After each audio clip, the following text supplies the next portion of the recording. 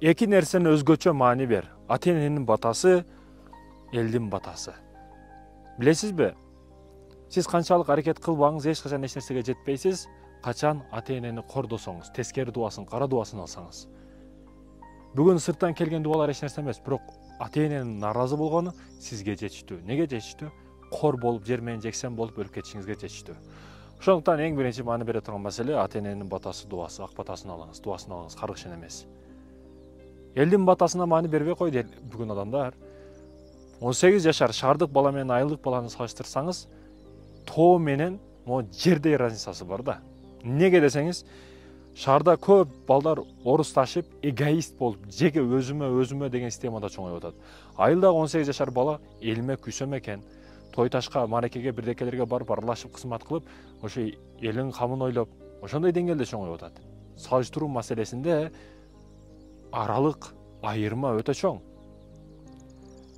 Айтайын дегеним, урматтуу мекендештерим, пейилибизди кенен кылайлы. Биз бир кичинекей өлкөбүз, Кыргызстанбыз. Пейилибиздин тарлыгы бизге жарашпайт. Сарылап жолго чыкса, кечкурун башка мамлекетке өтүп кете турган деңгээлде кичинекей өлкөбүз бизге жарашпайт айтор. Мага биздин урматтуу мекендештерим, Кыргызстан Орто Азиянын Швейцариясы. Неге? 80% тоолуу, эң көп тоолуу, эң кооз жерлери бар мамлекет бизбиз. Тегеректеги өлкөлөрдү бардыгын өзүбүзгө тартып, туризм менен эле өнүгүп кетсек болот. Ал үчүн бизде ошол адамгерчилик нерсе өнүгүүдөн дагы мурдараак адамгерчилик деген маселе болуш керек. Ошондуктан айтарым, урматтуу мекендештерим, бул тоолор, бул жоолор, бул жапжашыл чөптөр бекеринен берилген эмес. Аллах табарак ва таала берген бул неаматтарды карасаңыз, бул жерде жалаң гана чуркагың келет да, бакырып. Өтө жеңилдегин келет.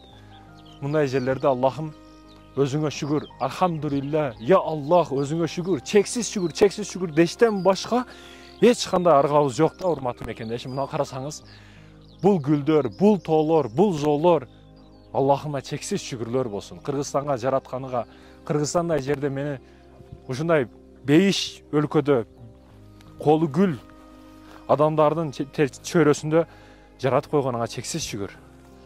Аллахыма чексиз шүгүрлөр болсун. Урматтуу мекендештерим, бул беденин гүлдөрү, жапайы беделер, машалла, табаракалла. Башка не дейбиз? Азыр жамгырды күтүп турабыз, жамгыр жабайт азыр. Погоданы карап атабыз. Ушундай.